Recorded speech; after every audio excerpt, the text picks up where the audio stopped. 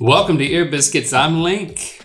And I'm Rhett. This week at, for me, a totally new table, and Link the same table in his home. We're going to be talking about, actually we're going to be going through a survey that we gave our children.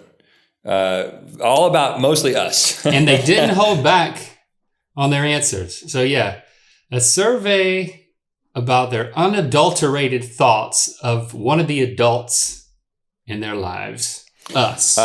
Their fathers.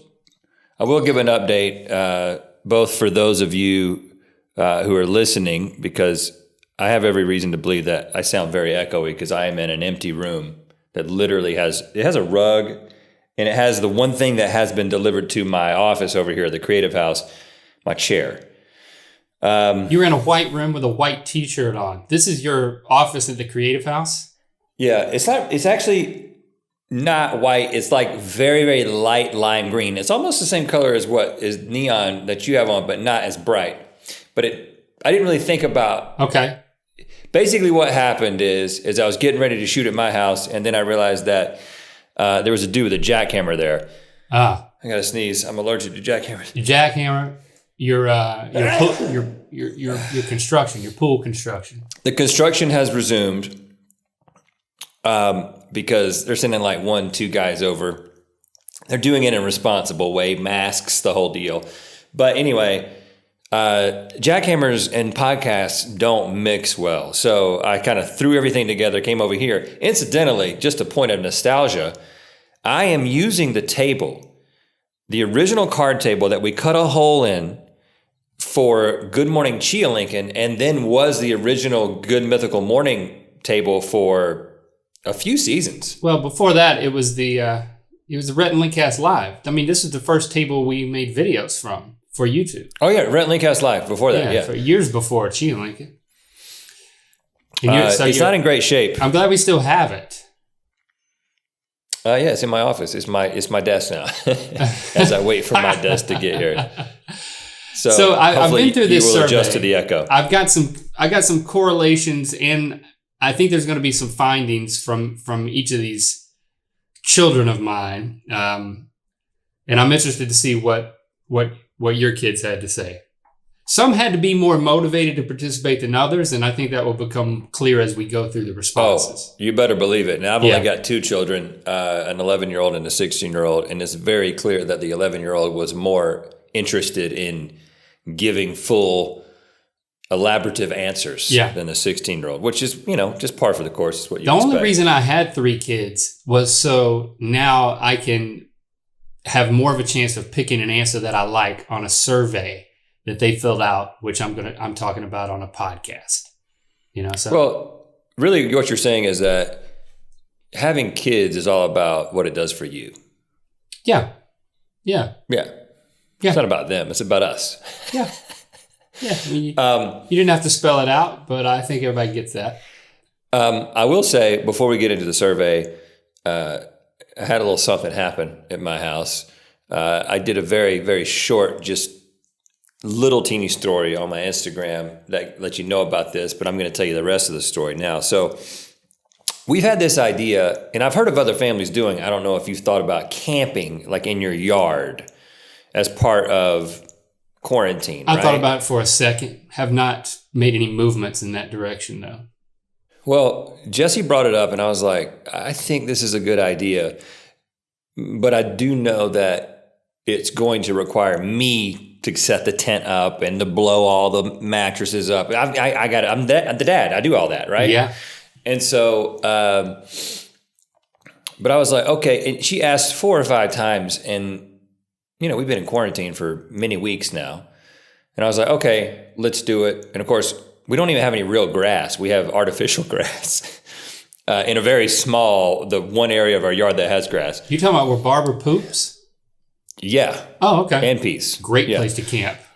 And the dog's latrine.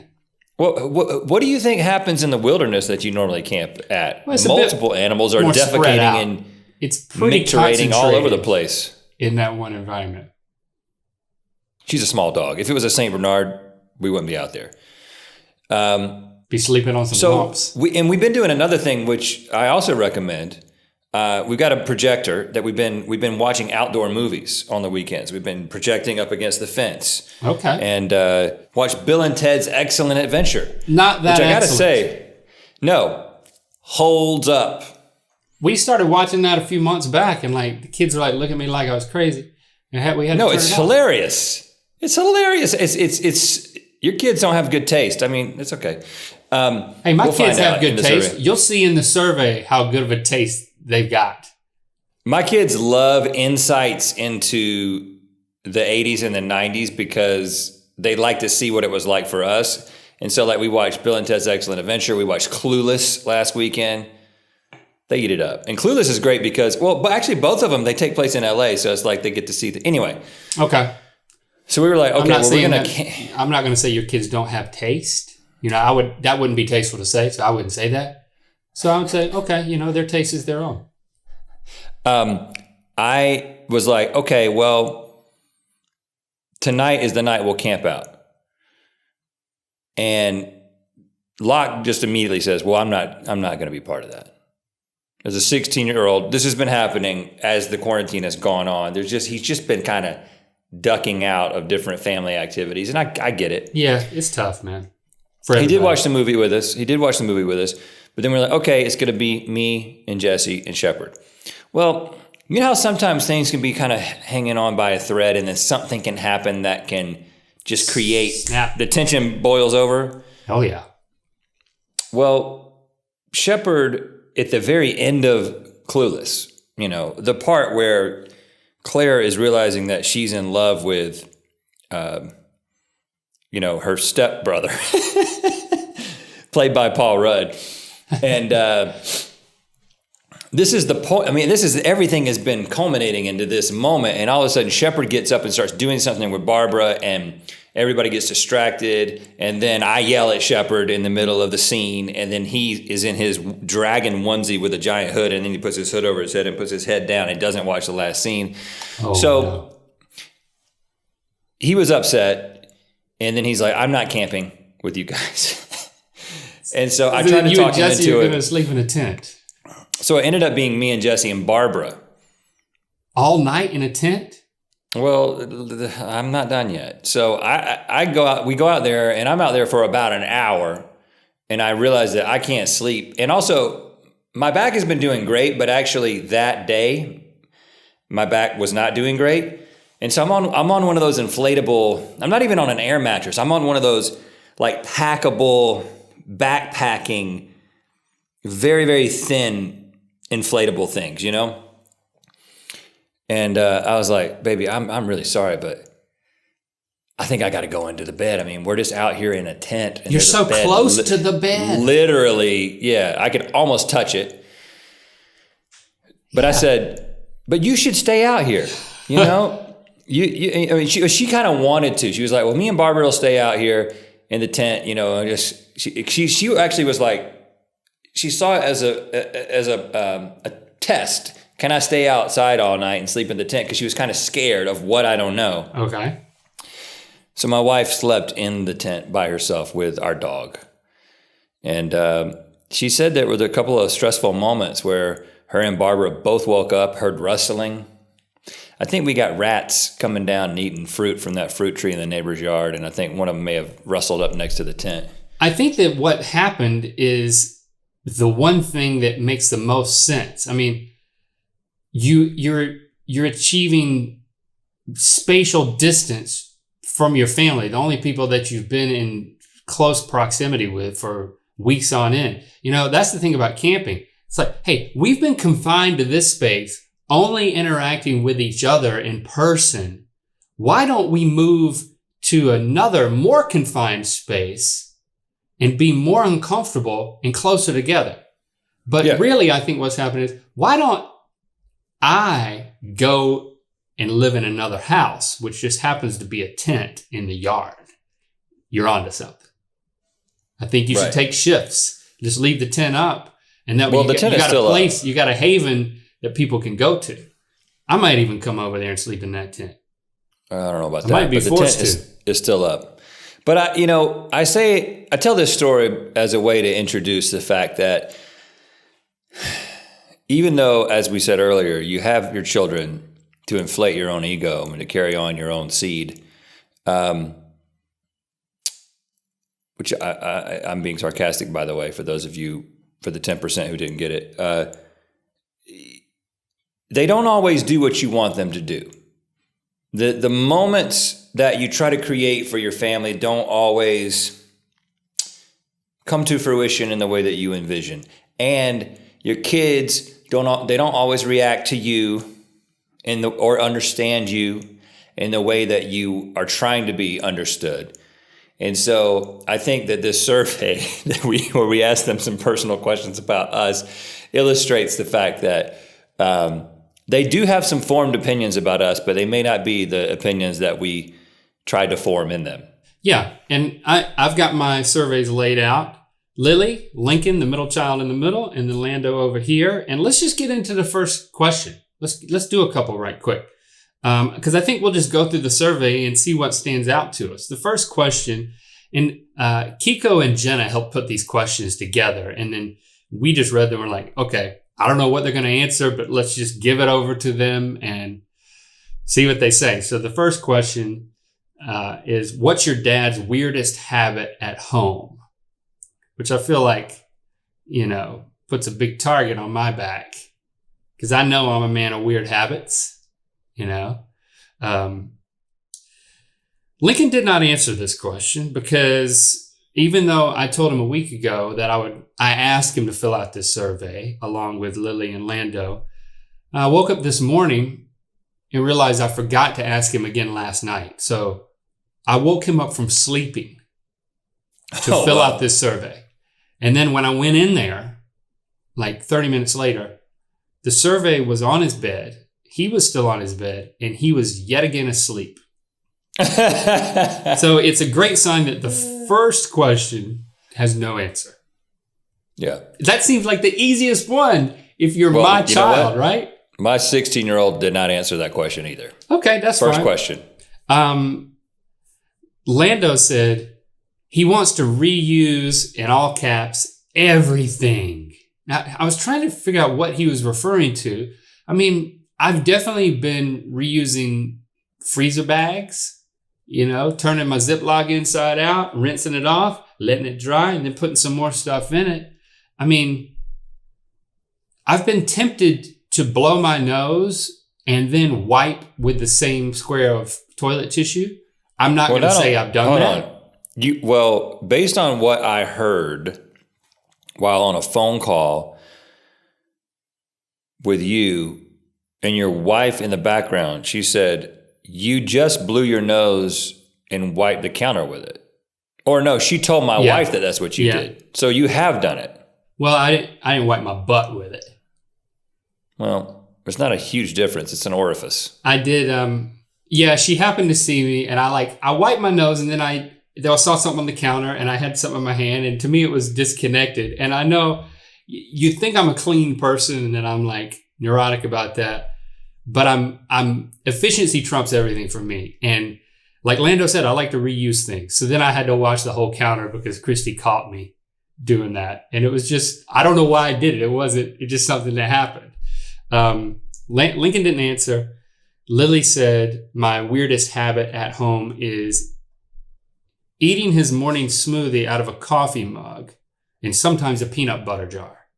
And I'm like, my best mornings are the mornings when I'm scraping the bottom of the peanut butter jar to make my smoothie, and then I can just pour the smoothie into the peanut butter jar and eat a whole lot of, scrape the last bit of peanut butter off and get that much more peanut butter in my smoothie. Those are the best days. You're a strange man. I don't know what her problem with my coffee mug is. I drink my coffee. There's a mug. I'm not going to dirty another thing. I'm going to keep using my mug. It's not just for coffee. Hold on. So you ration your smoothie into the coffee mug over and over again, keep filling it up? Yeah. I fill it up, drink it. It gets halfway down. Then I put the rest and I scrape the blender remains into the coffee mug. How do you drink? You drink your smoothie like this? I eat it with a spoon. I remember that now. Shepard only answered this question. What's your dad's weirdest habit at home? He takes a long time to poop. Well, you're not pooping that long. You're just on the toilet Right. that long, right? Yeah, I am self-isolating. Why is that? That can't be the weirdest thing you do at home. Well, I mean, I don't know, man. I'm not nearly as eccentric when it comes to strange, weird little things that I do around the house as you. I don't have like that Nutty Professor vibe. So great movie. So Nutty Professor holds up, but Bill and Ted's doesn't. Definitely. I you see who we're talking to here. Definitely. But this also, you'll see as we go through the survey, Shepard is also trying to be entertaining, which I believe he pulled off pretty thoroughly. Okay, moving on to the next question, and then we'll take a short break. What's the one thing that your dad always says to you? Now, this made me feel, first of all, I mean, in some ways, Locke and I have sort of the typical dad-teen relationship, and almost like if you're a fan of the Goldbergs, we talk about how everyone in our family is kind of like a much more less caricaturized version of the different members of the Goldbergs. And so it's a very typical family. You've got like the dad who's always yelling and getting upset about people getting into his stuff, walking around in his underwear. So I'm sort of a mild version of that at home, right? And then you've got the older brother, Barry, who's like super into basketball and rap and like has like, you know, and is always talking about working out and all this stuff. And like Locke is very, very much like the mild version of Barry Goldberg. Okay. And so what did he say? I think you would always say to him. He said that I usually say, I thought maybe you weren't a moron. Oh, that's what you say to him often? I thought maybe you weren't a moron. And first of all, I mean, that is harsh sounding. This isn't something that I say on a regular basis, but it's obvious. It's clear that it has stuck with him. So, but you know, we do have that very typical dad-teen relationship in which he'll do something and then he'll do it again and then he'll do it again, and then my response will be like, you know, I thought maybe you weren't a moron, which is a softer way of saying you're a moron, but without saying you're a moron. But listen, I believe in you that you're not a moron, but you certainly are behaving like one. It sounds like you've given up. Like at one point you believed in him, but now you, as a last-ditch effort to manipulate the moron out of him. Murray Goldberg just yells moron. I don't yell moron. Oh, he does? I just say the constructive thing. I try to move you away from the moron. And Shepard answered this as, I think I got corona. Yeah, I know you do that. Which I did that a lot at the very beginning. And then and now it's become a joke. So I guess, not that coronavirus is a joke, but different members of our family thinking that we have it has sort of become a running joke. Anybody coughs, I think I got corona. Lily said that I always say, hey, can you turn off that light? I mean, I turn off a bunch of lights. I feel like I have the right to ask someone else to occasionally turn off a light, especially when I'm already nestled into my spot on the couch and we're about to watch another episode of Survivor together. She's the last one and we've been waiting on her. And then the light from the hallway shines right into my eyes. So when I'm watching television, it makes my experience not as pleasurable. So I'm like, hey, can you turn off that light? And yes, she has to turn around and go back and do it, but it's not the end of the world. Lincoln said the one thing that I always say to him is, get with the program. Yeah, and that's I'm a softer like, way of saying, I thought you weren't a moron. Well, and it definitely implies that I have an idea of how things should go, like you were saying about the camping. I have a vision for how things should unfold and what's the most perfect way. and it's a program. And so I guess I think of it as a program that people need to get with. Now, I didn't know that I said this all the time. But then Lando said the one thing that Dad always says to him is get with the program. And I did not know that this was a catchphrase of mine. I honestly didn't. So I'm learning something. Apparently I say get with the program a lot. Yeah, you never told me to get with the program, but I have inferred that there's always a program. So maybe you just don't say it because I'm not your child. No, you're usually with the program. That's good. You're under my influence. Wow. Get with the program. Let's take a short break and get back to some more questions. Why don't you sell that shirt? Look at this shirt. I really like it. Creativity through curiosity. Since the first day of first grade, 1984.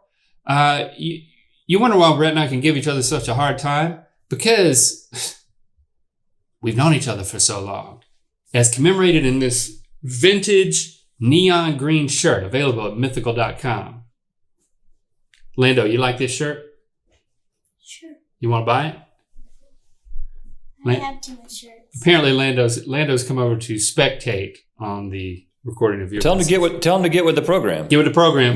When you ask him, do you like this shirt? He has to say yes because this is how his college is going to be paid for. Rhett says that this shirt is paying for your college.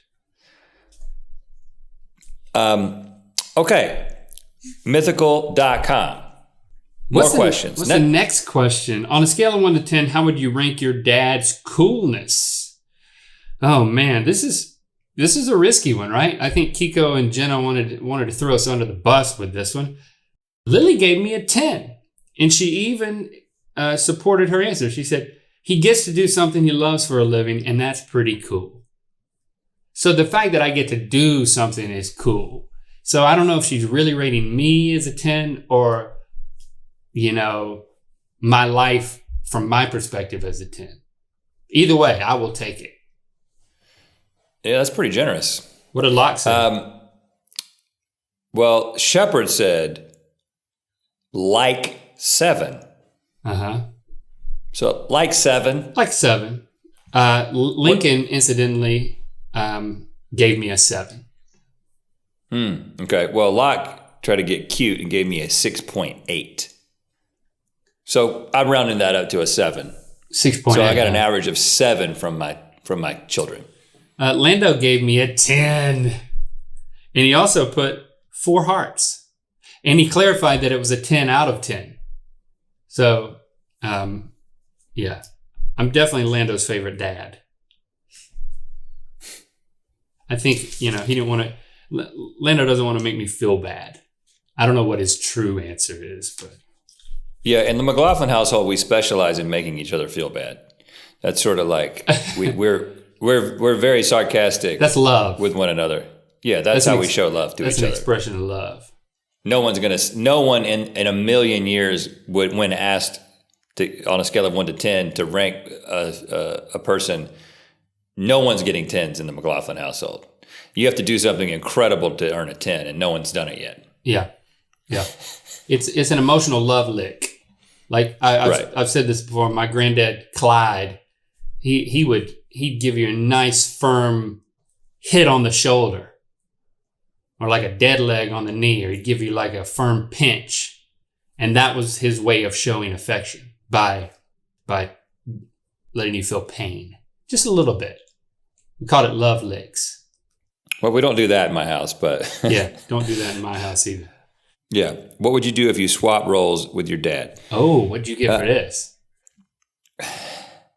Well, Shepard said, I would be completely and utterly lost on what to do. Hey, you know what? That's probably true, right? He's honest. It's a hard job, man. I mean, I hate to, I almost didn't say this, Locke, but it's obviously Link. Locke knew that we would be doing this together, and I think he thought this would be funny. What would you do if you swap roles with your dad? Fire Link. Okay, that's funny. It's funny because Lily said fire Locke. or any of the McLaughlins. Just kidding. Ha ha ha. So it's like she has that same sense of humor, I guess. But Locke, it ain't never going to happen. Hold on. You're not joking. She said fire Locke? Yeah. I don't know why she thought. She must have fire said. Locke from what? For wanting to fire me, I guess. She had a premonition. I don't know why she wrote fire Locke. Locke is not even an employee. Well, maybe they consulted on their answers. I don't know. They did.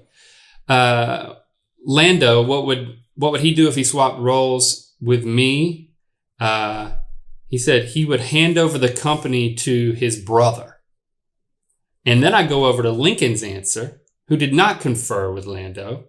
And he said, what would I do if I swapped roles with my dad? Go bankrupt. So no matter who, if I swap roles with either one of them, it's like we're in trouble. It's passing the baton to bankruptcy. Okay. If you choose any guest to appear on GMM, which guest would you choose? Shepard said, I don't know, Oprah?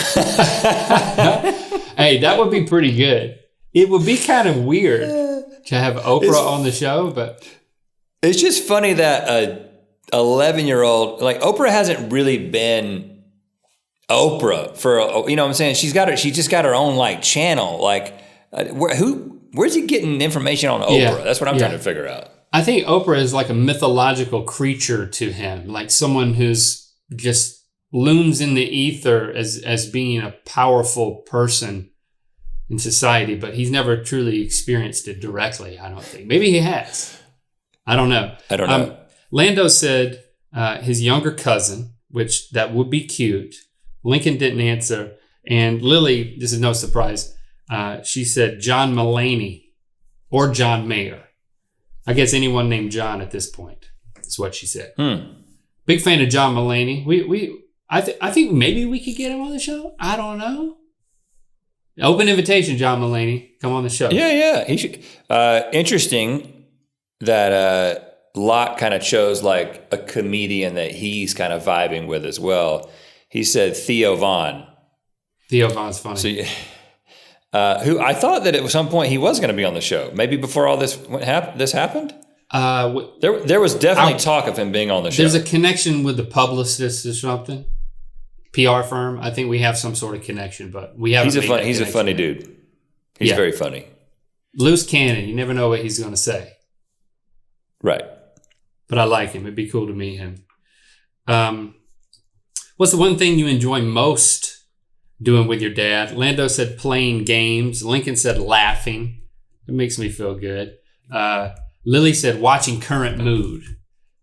Again, both big fans of John Mayer, so watching his live Instagram on Sunday nights is something that we now make an appointment to watch it live. So that's, we used to watch it like late at night after the fact, but there's something about watching it live, and that's our quality time together.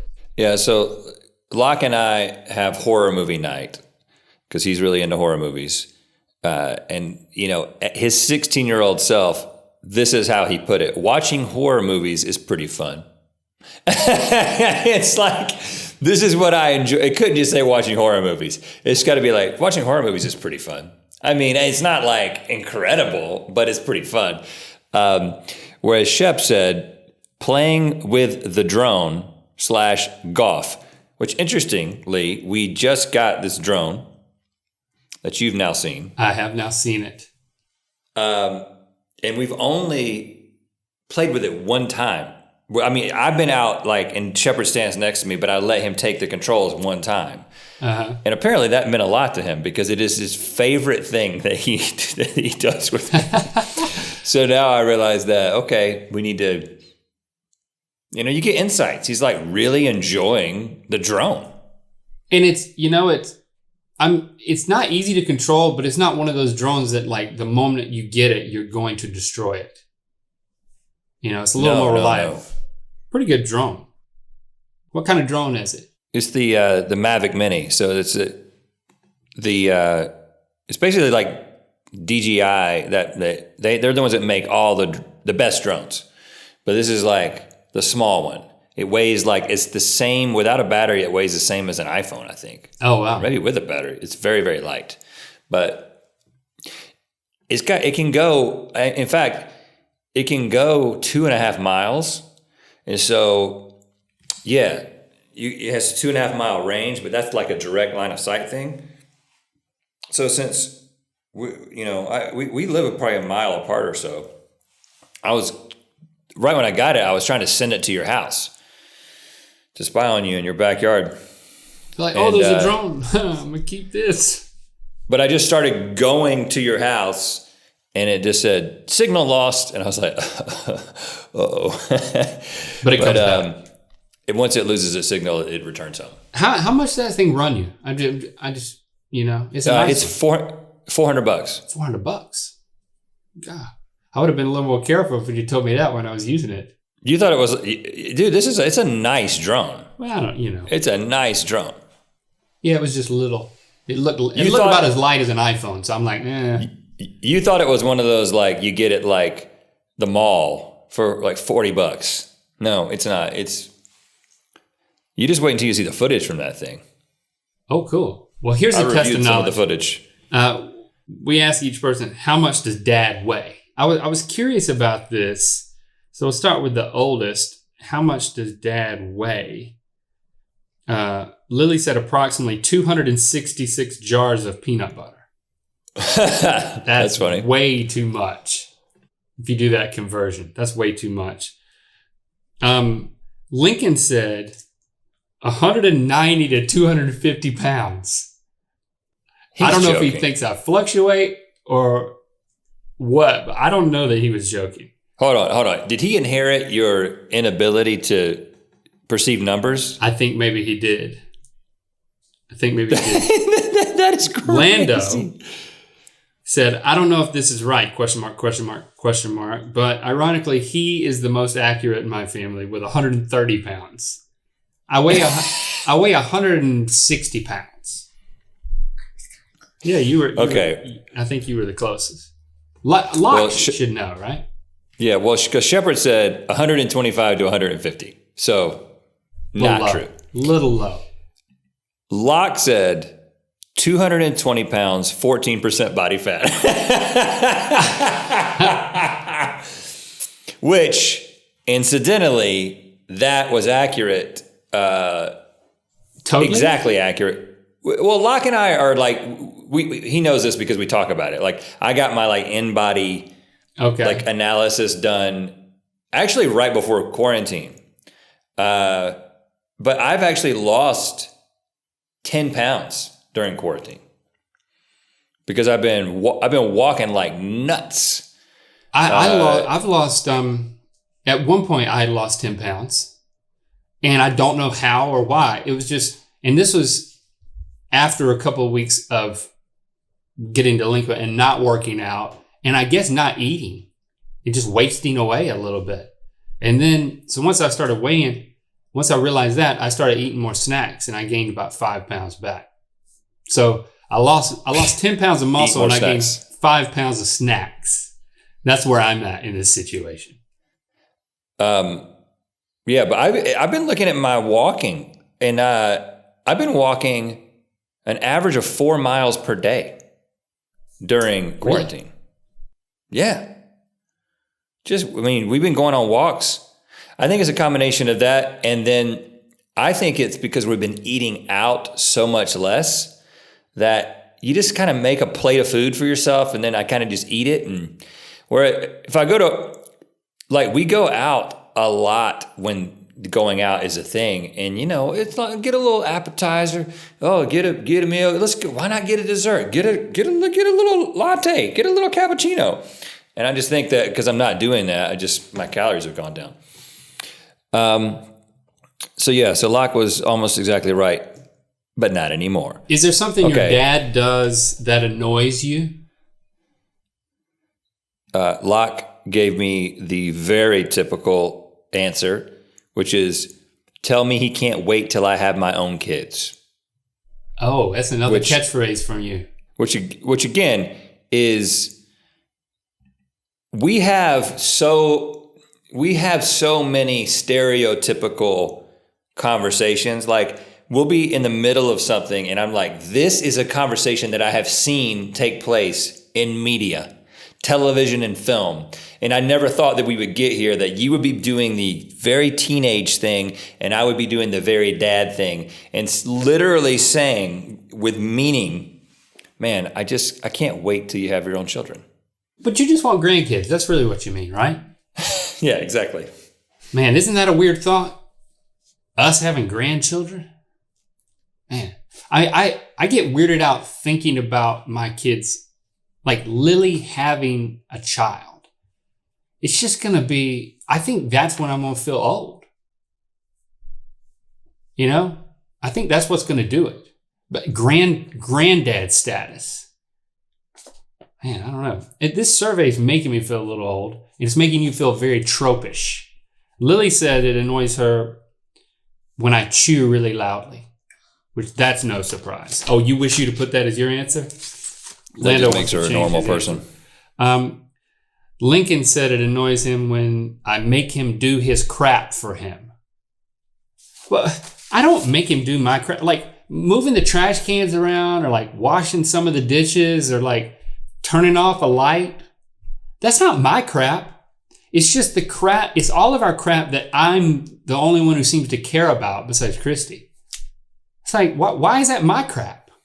Yeah, the idea is that we're trying to get them to understand that it's their crap. Unless he was talking about this survey, which I can't wait until they have their own kids. Yeah. Lando says it annoys him when he tells me, quote, another way to do things. Yeah, I get that. He'll be doing something and I'll swoop in and say, I try not to say, let me tell you the right way or the perfect way or the best way or a better way. I just try to say another way. Apparently that technique doesn't work. Okay, I'm taking the note. I don't know how to take this note because Shepard said his farts smell real bad. What does he expect? Yeah, I'm just a human. And by the way, last time I checked, Shepard smelled worse than mine. Maybe he's projecting. Yeah. When all you eat is Lara bars and Pringle chips, your farts tend to smell a little odd. Yeah, I don't know. I mean, in fact, many times I'll come into the room and say, did you just fart? And he's like, how did you know? I was like, well, because I can smell it, son. He was like, yeah, it was like 7 minutes ago, Dad. I was like, well, that's technically just farted in my book. Oh, really? If a fart lingers for 7 minutes, then it shouldn't be more than 4, really. I think you got to alter your diet if it lingers more than 4 minutes. Okay. It just needs to kind of. Now, if you're crawling on the floor, it's going to settle there, and it's going to stink for at least 8 minutes down there at the floor, because they're heavy. Is that what happens to farts? Yeah, farts they go up, and then they kind of come down, and they just form like a nice fog. So I wouldn't crawl. But I thought it's the opposite of smoke. But I thought methane goes up. Doesn't it? I'm making this up. Actually, I don't know. Methane may go down. I think it goes up because it's a greenhouse gas. Okay. Do you think the relationship your dad has with your dog is weird? Shepard said, no, because if he has a weird relationship with Barbara, then I probably do too, although his is a little extreme. Oh, okay. So he's taking into account how all this reflects on him. I think the thing is that everybody in my family, I mean, Locke said slightly, but everyone in my family has a very similar relationship to Barbara in that there's lots of baby talk, there's lots of kissing, there's lots of Barbara licking people's mouths, sometimes the inside of their mouths. Oh, gosh. That's what the McLaughlins do. We don't, you don't close your mouth when you kiss your dog. We're part of the pack. I think for the same reasons, Lily and Lincoln said, nah, no. Lando said, a little. It's a little weird, my relationship with Jade. See, See, we tried to get some compliments here. What's your dad's best trait? Lincoln did not answer this. Lily gave a backhanded answer. She said, he's pretty smart for a YouTuber. And of course, Lando, who actually loves me, he said he cares for me. But then he clarified, not meaning that he takes care of me. Yeah, because he's like having another child in the house. It's not like you're actually... I care about him, but I'm... Christy cares for him. Christy cares for him. Yeah, that's right. Christy is actually raising him. You're just being his friend. Shepard said, what's your dad's best trait? He can make anyone laugh. So I'll take that. That's thoughtful. And then Locke gave the 16-year-old version of that comedy. He just said comedy. Best trait is I'll just say comedy. If you had to choose one person in your family to be stranded on a deserted island with and survive, who would you pick and why? Now, I'm going to say what I think your kid said, and you can tell me what you think my kid said. Okay. I mean, all this apocalyptic and post-apocalyptic and survival talk, I do believe that translates from our conversations and also carries over into your home conversations, because things are arriving at your door and you got to explain yourself, and you're probably proud of it. So I think the kids know that you got like some prepping tendencies. I just think they would both choose you, even though Jesse's the only one with enough valor to stay all night in the tent. True. Well, Locke actually chose Shepard, which I thought this was sweet because he said Shepard because we would never run out of things to talk about. Huh. Kind of threw you under the bus, but how did that make you feel? But Shepard said, my dad because he has the most meat on his bones and experience in life. So he would eat you. Yeah, well, he would take advantage of my experience, and then when I expired, he would eat me. So he's definitely thinking, he's a smart kid. Let's see, what your kids... What do you think they said? I can't see your kids picking one another. I think your kids picked a parent.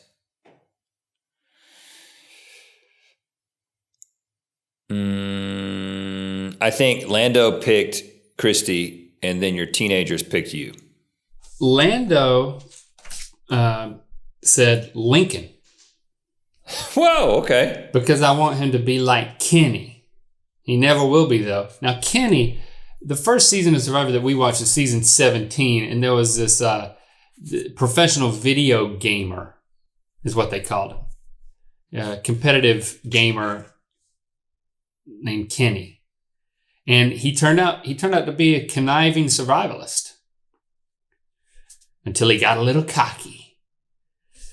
So for some reason, Lando thinks that Lincoln's got that in him. Lincoln picked me. He said, because he has some survival skills. I mean, we've been camping, so I feel like, when we go camping, it's, it does all hinge on me. I'm not as helpless as one might think. Lily said, probably my dad. Bam! Because I feel like he remembers the most from that show, Man vs. Wild. Yeah, back in the day, this is like... everything that you know is from that. 6 years ago, we did go through a little stint of watching Man vs. Wild. And we talk about it occasionally.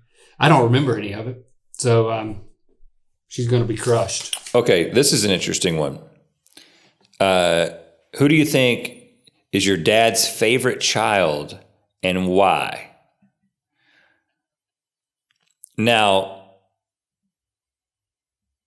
again, this is definitely not true. I will say that, but Locke has this perspective, and he literally says all the time, why does Shepard get away with that? I would have never gotten away with that. Why do you let him do that? So that's a very common thing. So his answer was shepherd because it's obvious. and I think that there is something to the second child getting away with more than the first child. And because after a while, you're kind of like, we tried really hard to get you to do things. And I mean, it didn't necessarily work. And so we're a little bit more relaxed with the second one. And so there's a bunch of resentment from the older child. Very common thing. It's interesting. I actually feel like Lily gets away with more, or in this household, especially in this environment where it's like me trying to get the kids to do my crap, like chores. I think Lily is the one, if I'm totally honest, that I let off the hook the most because she provides the most, I'll just call it feedback, Whereas the boys, they'll be more resigned to once they're doing it, like washing the dishes or something. It won't be this constant commentary on why they have something better to do or something that they need to do, or there's not as much resistance. But what do the kids say?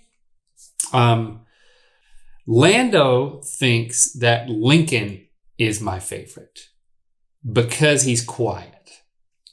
And I'm like, oh, that's a good point. That's a good point. I don't know. Maybe he is my favorite. I am fond of the quiet. Lincoln thought that his favorite was, he said, me, because I'm the most like him. And I think Lincoln and I mean, at his age, I was quiet too. Of course, I was an only child. I just didn't have anybody to talk to. If a tree falls in the forest and no one's there. So, yeah, I do think we're a lot alike. I mean, we have very similar sense of humor in the type of jokes that we crack and the expressions we make, the way that our face looks when we express ourselves. Like we see a lot of each other, and people point that out a lot. So there's 2 votes for Lincoln. And then Lily said that my favorite was Jade. I don't think an explanation is necessary. So 2 votes Lincoln, 1 vote Jade. Shepard said Barbara with no explanation. And of course, Lando, I'm going to go on record since you're sitting here. I'll say, of course you're my favorite, man. Because you're here and the other 2 can't hear me. You know that. But you are my favorite. Sometimes, it shifts, right? Yeah, it's whoever's with the program.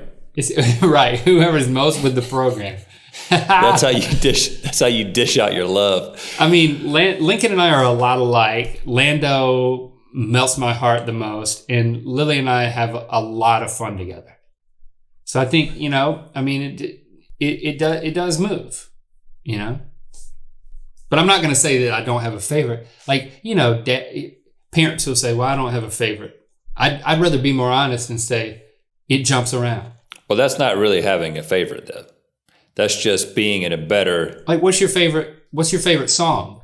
Your favorite song can change from week to week. Depends on what I'm doing. That's right. Yeah, but to me, that's another way of saying I don't have a favorite. No, because I feel actively like, oh, you're definitely my favorite. Like, I have thoughts like that in certain moments. I don't go there. Maybe because I've got 2 and it feels too competitive between the 2 if I were to do that. You've got 3, so it feels like you can kind of move it around. Do you think your dad is old? Point blank question. Let's brace ourselves for the brutal responses. I didn't get a lot here. Shepard said kinda, and Locke said he's getting there. Yeah, Lando said no. You're mean to ask that. Lincoln said almost, and Lily said nah. So I feel pretty good with this report card. Could have been a lot worse on this front, No one came forward and said we were old. Well, I mean, my kids said I was getting there. Kind of. But you're not there yet. Right. Maybe we'll never get there. I thought this was interesting because I've gone on record as talking about my favorite color and not having one. What is your dad's favorite color? Shepard said, when I was little, I repeatedly asked him and got, I like all the colors multiple times. So he grilled you. Well, the funny thing is like, I don't think that I ever said specifically I like all the colors. What I said is that I take issue with the question of what your favorite color is. Kind of like, what's your favorite child? It depends on what we're doing. It depends on if it's like what I'm wearing. It's like, well, what else am I wearing? Where am I going? What kind of room am I in? You know, it's like, so I've gone on the record as just saying gray is my favorite color because it feels like it's just all the colors put together. But for some reason, Locke has not picked up on this, and he just said green. It's just green. It's a strange world that we live in when you feel like you need to go on the record about something like, what's your favorite color? It's like, you know, we've said things over time, and then we have mythical beasts who kind of track what we say and, you know, how our stories morph over time and things like that. So that's kind of part of what you mean, right? It's like, well, I'm on record saying I'm gray, so now I got to stick with that. And before, Shepard says you were on record all the colors. Very inclusive. Yeah, but I think that's his interpretation of my actual philosophy. I don't have a favorite color. Unapologetically, my favorite color is blue, which Lando knows and Lincoln knows. Lily has no clue, is what she said. We've never talked about it. I don't think she values, she's like you, she doesn't value favorite colors. Yeah, color is subjective, literally. That reminds me, though, I was watching, I can't remember what it was. I was watching some reality show where there was some kind of dating element to it. And it was one of those things where they were showing an interview with the woman, and she was saying, like, he's such a great conversationalist. And then they cut to the footage, and the guy was like, what's your favorite color? And I was like, this woman is starved for a great conversation if she thinks you don't ever ask what's your favorite color on a date. Like, don't do that. I think a lot of people determine whether a question is a good question if they have a good answer. So maybe she had like a really amazing answer. Well, what's a good answer besides a color? Or, I mean, at least it's an opportunity for me to give my philosophy on color choosing. But I mean, I still don't think it's a good question. No, you could paint a word picture. You could say the delicate changing of the colors of the maple leaves in early fall when the sun is setting in the west, as it always does, and I am dozing off for a nice little nap in the woods. Yeah, well, that's a good answer, but I'm saying that the question is a red flag. Not that this episode is about dating questions, but we were telling our kids the story of our engagement, which we've told them before, but like sometimes we go back through and tell them the story of our engagement, and we're telling the original story, which sets up being at the macaroni grill. You know the whole story. So we were talking about the first conversation, extended conversation that we ever had. And then Jessie was talking about how I was asking all these questions. And then she talked about how one of the questions I asked was, if you could have a superpower, what would it be? And, you know, in 2020, in 2020, I don't think that's a good question. Like, dating has changed, but in 1998, that was a pretty good question. But you got to update your question game. You know what I'm saying? Like, people were just starting to ask like the superpower question 20 years ago. You can't be breaking out the superpower question on a date, much less the favorite color question. You got to get new questions. Right. Like, if you trim your toenails and then you realize you need to trim your fingernails, do you stop trimming your toenails and start trimming your fingernails and then go back to your toenails? Do you finish your toenails and then go to your fingernails? Or do you wait until later so that some of that toenail gunk can just kind of mellow out before you hit your fingers? I don't know if that's first date material, maybe third. What is your favorite memory with your dad? You asking me this? Sure. What's your favorite memory with your dad? That's a different kind of episode. My dad took me to a Travis Tritt concert one time. We'll do that later. And George Jones came on the screen and sang the Star Spangled Banner. That was at Walnut Creek Amphitheater. Pretty cool. Which question did you say? Favorite memory? What's your favorite memory with your dad? Oh, Lando said kid space. That's when we went and we were climbing up in that thing, right? Yeah, I talked about that as like a highlight of the year before last. I'm glad you remembered that. Thank you, son.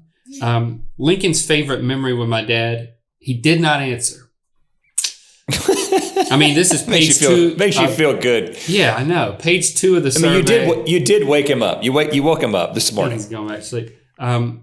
Lily said her favorite memory was watching Supernatural, which is a show that she was very into at the time when we were on tour. When Lily just loved, she talks about it all the time about, last summer when Lincoln and Lily went on tour. She talks about that all the time. And then there was one time when I think we were staying in a hotel room one night.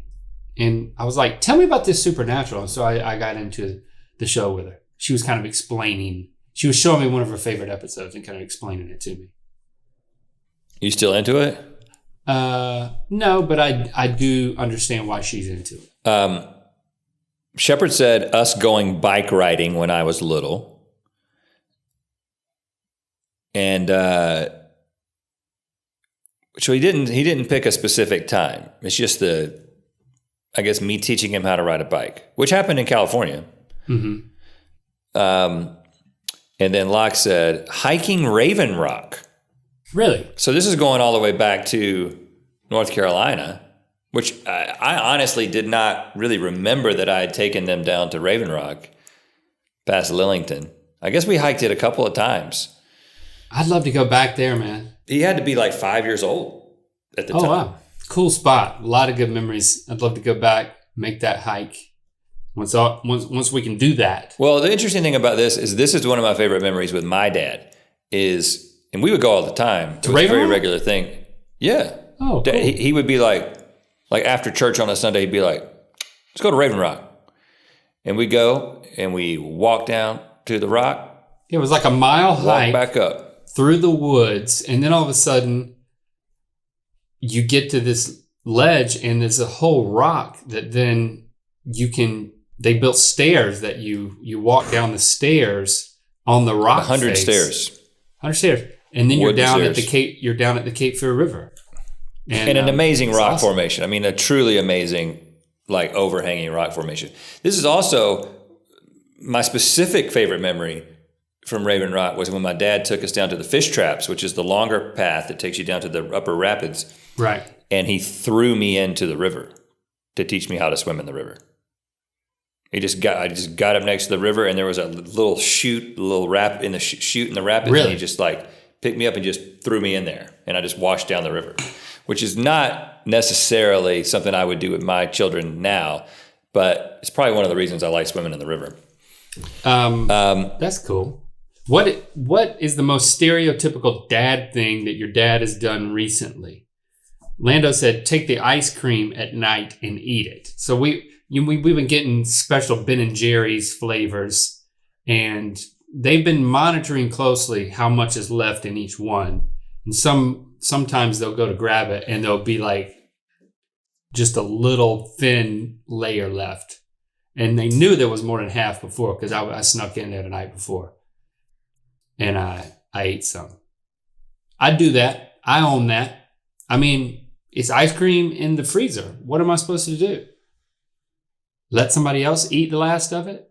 I'll eat all of it except a little bit. And then, hey, you at least get a taste. That doesn't strike me as a stereotypical dad thing. That's sort of like a teenager thing, of like eating the last of something and leaving a little bit. That's something my teenager would do. Okay. Lincoln did not ask. He was really running out of steam at this point. Apparently, he was already nodding off.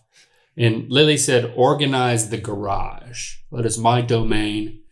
I'm due to get another organization. It's piling up in there.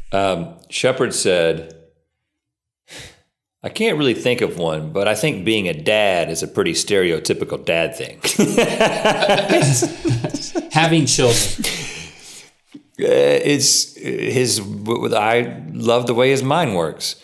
Can't argue Locke with that. said, talk about his knee tendonitis, which I really don't think I've been talking about my knee tendonitis very much.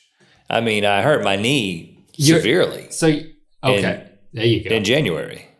Yeah. So talking about a general injury or talking about something that hurts, I guess that's a typical dad thing. And I do talk about things hurting a lot because things do. It's just part of it. Yeah. Okay. What is one thing you've always wanted to ask your dad? Again, Lincoln was out by this point. Lily said, what is the real reason you drink smoothies out of mugs? I did not know this really annoyed her.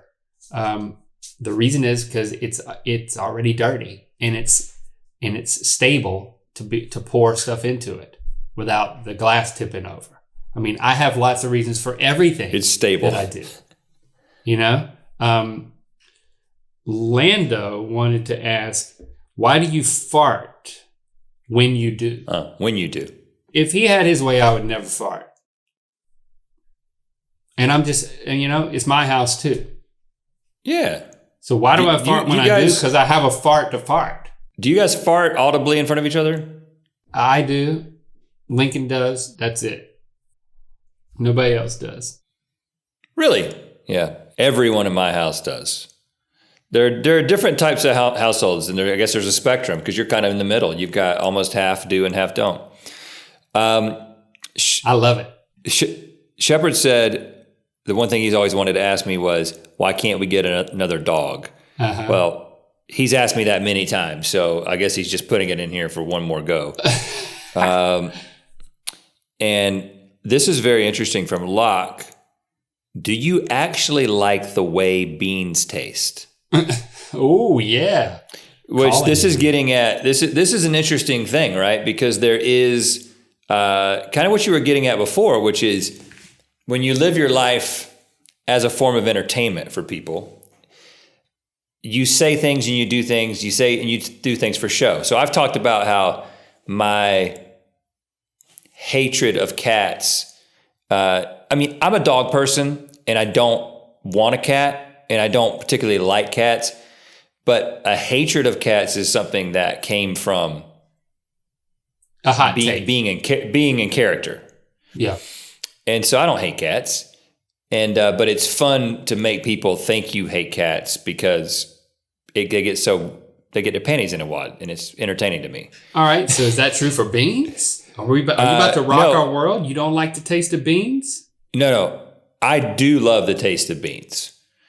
And really, I love the taste of beans. Do you have any idea how many beans I've eaten and how many beans I've made during this time? Okay. Hey, I think we're all happy to hear it.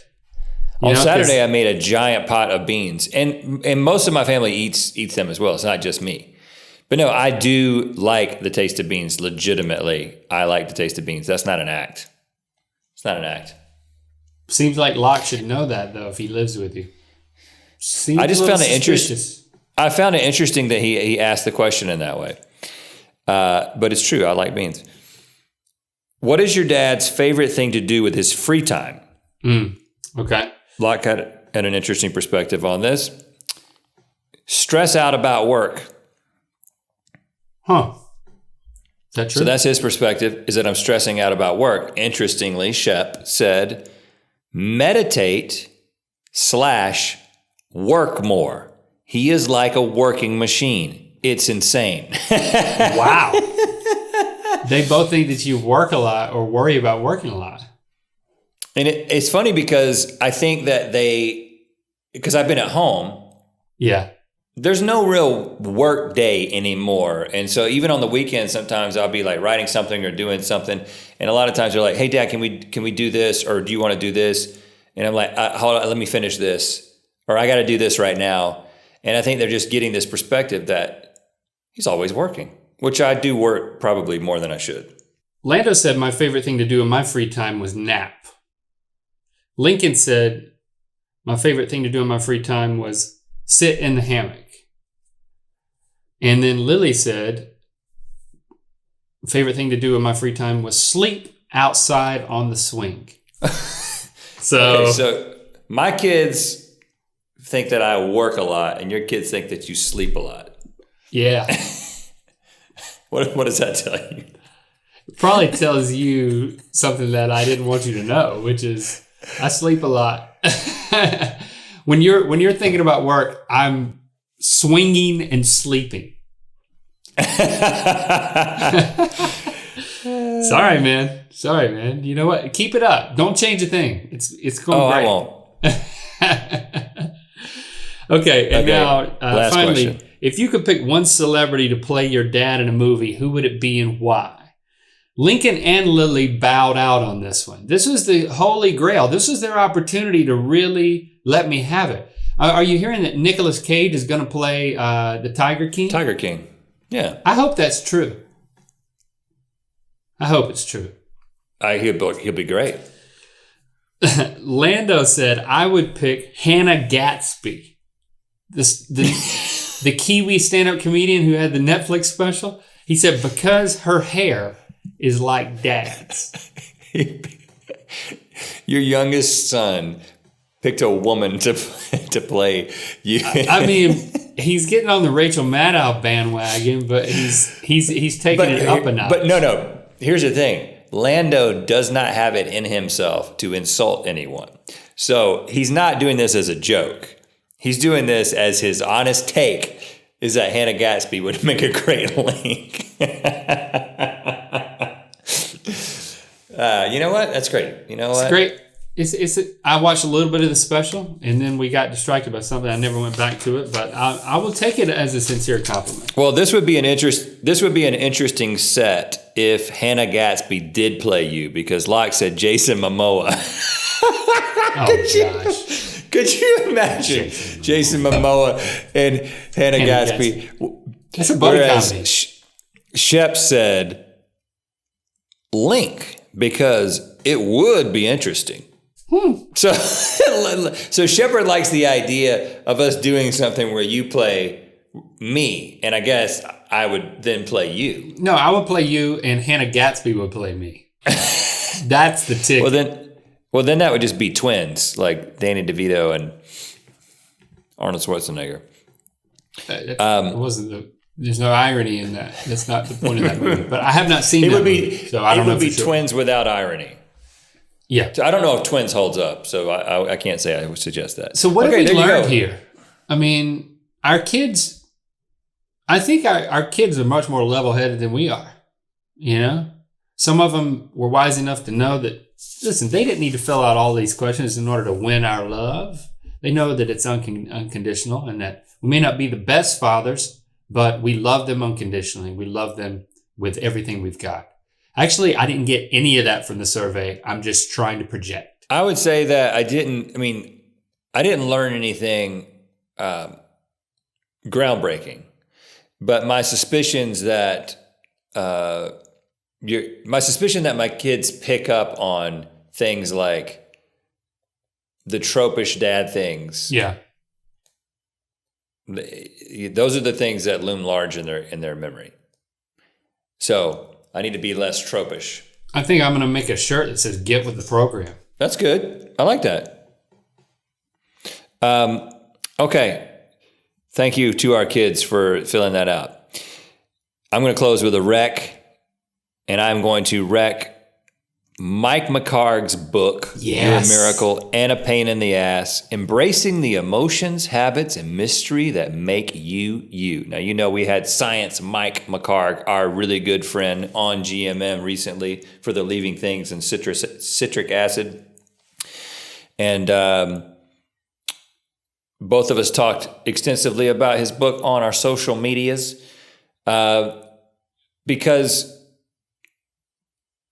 I'm not exaggerating, and we're not just saying this because Mike is a friend, but this book is very timely, given the fact that there's an opportunity for introspection right now. You're spending a lot of time with yourself. You're always with yourself, but you're not. We're sitting with ourselves a lot more. And I think things are coming up. It's like, why am I feeling this? Why am I acting this way? And a lot of those questions are answered in a benevolent way. So you can be kind to yourself as you begin to understand parts of yourself that you didn't. One of the reasons I love Mike and I love this book is he approaches things with a diligently researched scientific standpoint. And there's no woo in this. It is this is stuff that is factual and true. It's not some fluffy self-help thing. It's this is what science tells us about people. And this is how those facts about people and humanity translate into you and your tendencies, both good and bad. And it's extremely compassionate and non-judgmental.